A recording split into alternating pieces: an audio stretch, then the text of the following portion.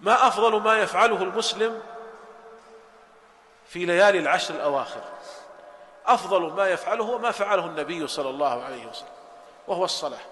فإنه عليه الصلاة والسلام ظاهر حاله أنه كان يقوم معظم الليل في تلك الليالي، لكن صلى معه الصحابة 3 ليال كما عند الترمذي وغيره. صلوا معه ليلة 23 وصلى بهم إلى ثلث الليل، ثم صلوا معه ليلة 25 إلى منتصف الليل، فقالوا يا رسول الله لو نفلتنا بقية ليلتنا هذه، يعني لو أكملت بنا إلى طلوع الفجر.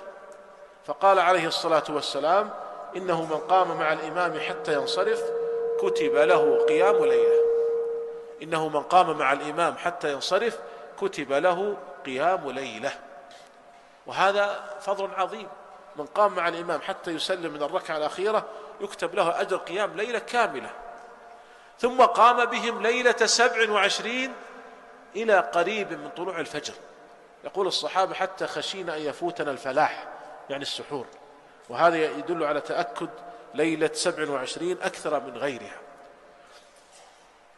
فكان عليه الصلاة والسلام يشتغل في هذه الليالي العشر بالصلاة، فإن استطعت أن تشغل وقتك أو أكثره بالصلاة فافعل، فإن الصلاة هي أحب عبادة إلى الله عز وجل. وقد سئل النبي صلى الله عليه وسلم عن أحب العمل إلى الله كما في الصحيحين، قال الصلاة. الصلاة هي أحب عبادة إلى الله، أحب عمل إلى الله عز وجل.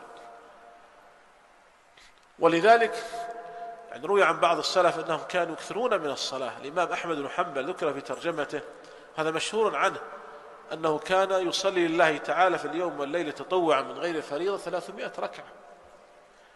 ولما ضعف بعد المحنة التي حصلت له أصبح يصلي 150.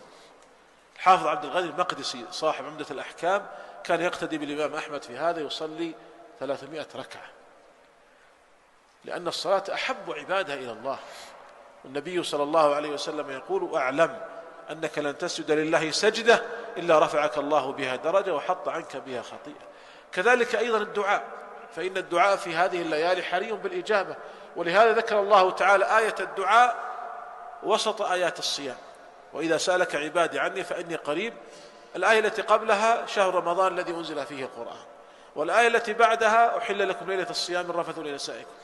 لماذا كانت آية الدعاء وسط آيات الصيام؟ إشارة إلى أنه ينبغي للصائم أن يكثر من الدعاء، وأن الدعاء في هذا الشهر حري بالإجابة، خاصة في العشر الأواخر من رمضان.